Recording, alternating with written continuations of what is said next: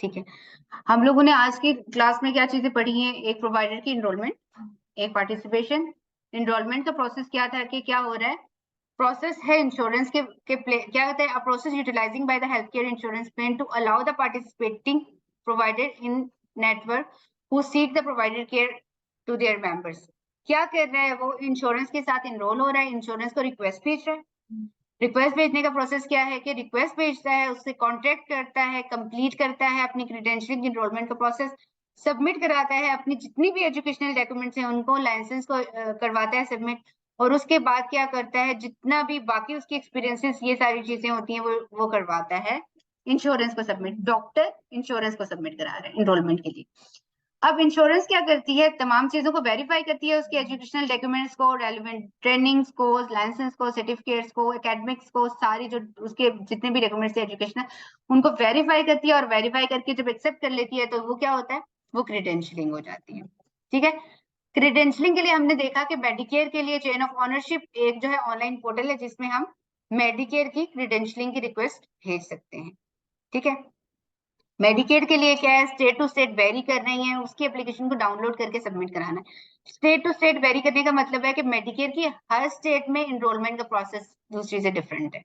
ठीक है, मेडिकेयर पूरे यूएस में एक ही तरह के लॉस हैं, एक ही तरह के काम करती है, लेकिन Medicaid state to state vary करती है। स्टेट लेवल की इंश्योरेंस है, हर स्टेट में उसके कानून दूसरे से मुख्तलिफ हो सकते हैं।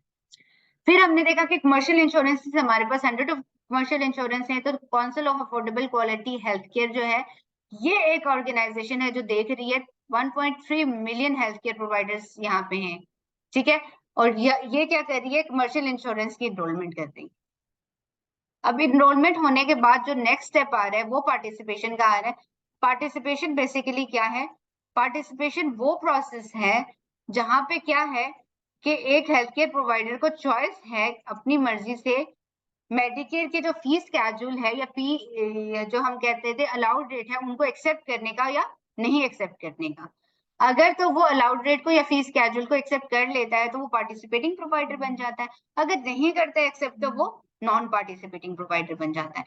अब क्या है कि दोनों तरह के प्रोवाइडर्स को अपनी अपनी तरह का फायदा है।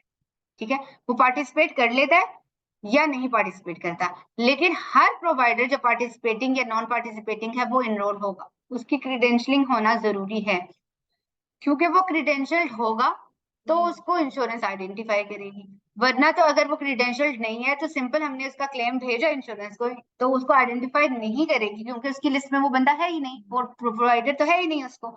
तो हर प्रोवाइडर इनरोलमेंट जरूर करेगा इंश्योरेंस के साथ, क्रीडेंशियलिंग जरूर करेगा। आगे उसके पास चॉइस है कि वो नेटवर्क या इन नेटवर्क या आउट ऑफ नेटवर्क बनता है। पार्टिसिपेटिंग होगा तो इन नेटवर्क हो जाएगा, नॉन पार्टिसिपेटिंग है तो आउट ऑफ नेटवर्क हो जाएगा। ये दोनों टर्मिनोलॉजीज यूज होती है इसके लिए। अब जो पार्टिसिपेटिंग हमने देखा उसको क्या था, उसको क्या बेनिफिट थे पार्टिसिपेटिंग होने के? एक कि वो क्या है, पार्टिसिपेशन फिजिशियंस की डायरेक्टरी में ऐड हो गया, उसको इंश्योरेंस ने पीसीपी बना दिया, और उस लोकेलिटी के जितने पेशेंट थे उनका वो पीसीपी बन गया तो उसके पास पेशेंट फ्लो ज्यादा आ गया। दूसरा मेडिगैप क्लेम, जो मेडिकेयर जहां पे प्राइमरी इंश्योरेंस थी और मेडिकेयर की कोई सेकेंडरी इंश्योरेंस थी, तो मेडिगैप क्लेम्स को क्या कर रही है मेडिकेयर, क्रॉस ओवर कर रही है, खुद ब खुद सेकेंडरी इंश्योरेंस को भेज रही है, हम बिलिंग कंपनी को सेकेंडरी इंश्योरेंस को भेजने की जरूरत नहीं पड़ रही, मेडिकेयर पे कर रही है, प्रोसेस कर रही है, और उसके बाद सेकेंडरी को भी खुद भेज रही है। ये कन्वीनियंस हो जाती है। फीस कैजुअल अमाउंट को 5% हायर कर सकता है नॉन पार्टिसिपेटिंग प्रोवाइडर की निस्बत पार्टिसिपेटिंग प्रोवाइडर। ठीक है, और इसके अलावा पार्टिसिपेटिंग प्रोवाइडर को सबसे ज्यादा फायदा ये है कि डायरेक्ट पेमेंट क्या है, इंश्योरेंस की पार्टिसिपेटिंग प्रोवाइडर के अकाउंट में आ रही है, आइदर वो ईआरए आ रहे हैं या यूबीज आ रही है, लेकिन इसको डायरेक्ट पैसे मिल रहे हैं। ठीक है, ये फायदा हो रहा है पार्टिसिपेटिंग प्रोवाइडर को। नॉन पार्टिसिपेटिंग प्रोवाइडर क्या है, जिसने रिजेक्ट कर दिया किसको, इंश्योरेंस की असाइनमेंट ऑफ चार्जेस को, असाइनमेंट ऑफ चार्जेस कह सकते हो, फीस कैजुअल कह सकते हो, मेडिकेयर अलाउड रेट कह सकते हो, है वो एक ही लिस्ट, एक ही डॉक्यूमेंट जिसको उसने एग्री या डिसएग्री करना है। ठीक है, इसने डिसएग्री कर दिया, रिजेक्ट कर दिया, अब इसे क्या फायदा होगा, इससे क्या फायदा होगा कि इसने इसको एक्सेप्ट नहीं किया? एक ये कि ये क्या कर सकता है, चार्ज कर सकता है लोगों को 9.25% जो है ज्यादा चार्ज कर सकता है लोगों को फी के लिए। फिर ये है कि थोड़ी सर्विसेज ये कम कवर करता है, लेकिन इसको क्या होता है, फायदा ये होता है कि at the time of visit patient से ये क्या कर लेता है, पैसे वहीं कलेक्ट कर लेता है। अपने फ्रंट डेस्क पे से पहले ही कलेक्ट कर दिए होते हैं। इंश्योरेंस की क्लेम प्रोसेस होने से पहले ही नॉन पार्टिसिपेटिंग प्रोवाइडर पेशेंट से पैसे कलेक्ट कर लेता है, आइदर वो इंश्योर्ड है तब भी। अब ये क्या करेगा, वो क्यों वहां पे अपनी फ्रंट डेस्क में कलेक्ट कर रहा है पैसे, इसलिए कि पेमेंट जो है इशू इंश्योरेंस किसको करती है, पेशेंट को करती है। नॉन पार्टिसिपेटिंग की सूरत में डायरेक्टली वो प्रोवाइडर को पैसे नहीं देगी, ठीक है। और प्रोवाइडर क्या करेगा, वो उसको पेशेंट ने पे करना है, तो patient at the time of visit mostly कर लेता है, ना करे तो फिर उसके बाद पेशेंट को बिल कर लेते हैं, वो पे कर देते हैं। तो इसको ये फायदा होता है कि ये ज्यादा हायर चार्जेस ले सकता है, पेशेंट को ज्यादा चार्ज कर सकता है, और थोड़ी सर्विसेज हैं लेकिन उसको ये कि पैसे ज्यादा मिल जाते हैं। और ये है कि ये at the time of visit उसको फौरी पैसे मिल जाते हैं, उसे क्लेम जो है वो प्रोसेस होने का वेट नहीं करना पड़ता। तो बेसिकली इसको जो नॉन पार्टिसिपेटिंग प्रोवाइडर था, इसको ये फायदा हो गया। तो दोनों को अपने अपने सिनेरियो में अपने अपने लिहाज से फायदा हो ही रहा है, तो उसके लिहाज से वो एक्सेप्ट कर रहा है कि मुझे पार्टिसिपेटिंग होना चाहिए या नहीं होना चाहिए। अगर तो वो ज्यादा पेशेंट देख के ज्यादा पैसे कमाना चाहता है तो वो पार्टिसिपेटिंग हो जाएगा थोड़े थोड़े कम पैसों में, लेकिन ज्यादा लोगों को देख लेगा तो हो जाएगा उसके लिए से। या फिर वो थोड़े ज्यादा पैसे चार्ज करके कम पेशेंट्स को लेके तो वो फिर भी अपना जो है वो बैलेंस मैनेज कर लेगा। तो दोनों तरह के प्रोवाइडर को अपने अपने लिहाज से फायदे हैं, तो वो अपने अपने लिहाज से क्या करेंगे, सिलेक्ट करेंगे कि हमें पार्टिसिपेटिंग होना चाहिए या नहीं होना चाहिए। और दूसरी बात जो एक चीज मैं बार बार ये कह रही हूँ कि पार्टिसिपेटिंग और नॉन पार्टिसिपेटिंग नेटवर्क और आउट ऑफ नेटवर्क वही होते हैं, ठीक है। हम कहीं पे नेटवर्क या आउट ऑफ नेटवर्क प्रोवाइडर देखें तो हम ये कहें कि हमें पता नहीं था कि हम ये कौन है या इनका नाम हमने सुना नहीं, तो हम डिफरेंट टर्मिनोलॉजीज यूज करते हैं इनके लिए। तो ये सेम है, जिस तरह से हम लोग कहते हैं कि इंश्योरेंस की असाइनमेंट ऑफ चार्जेस है, अलाउड रेट्स हैं, मेडिकेयर के अलाउड रेट है, या मेडिकेयर का फीस स्केड्यूल है जो पार्टिसिपेटिंग प्रोवाइडर ने एक्सेप्ट करना होता है, तो उसको assignment insurance assignment of charges बोले, फीस स्केड्यूल बोले या अलाउड रेट बोले, मेडिकेयर के बाद वो एक ही है। कॉन्ट्रैक्ट एक ही है, लिस्ट एक ही है जिसको उसने सिग्नेचर करना हो, ठीक है।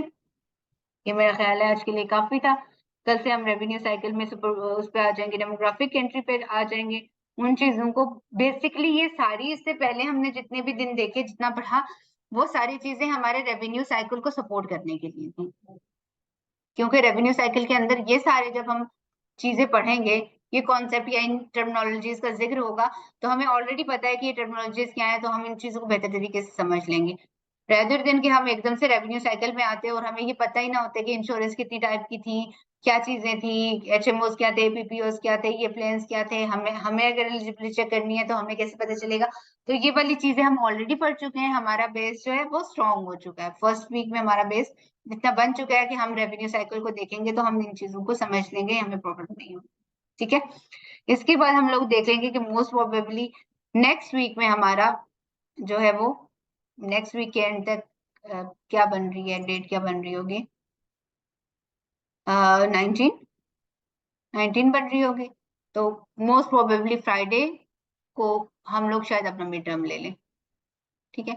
मिड टर्म तो वैसे एमसीक्यूज होते हैं, लिंक भेजेंगे, उसको फोन पे क्लिक करना, उसको एमसीक्यू सॉल्व करना, रिजल्ट सामने।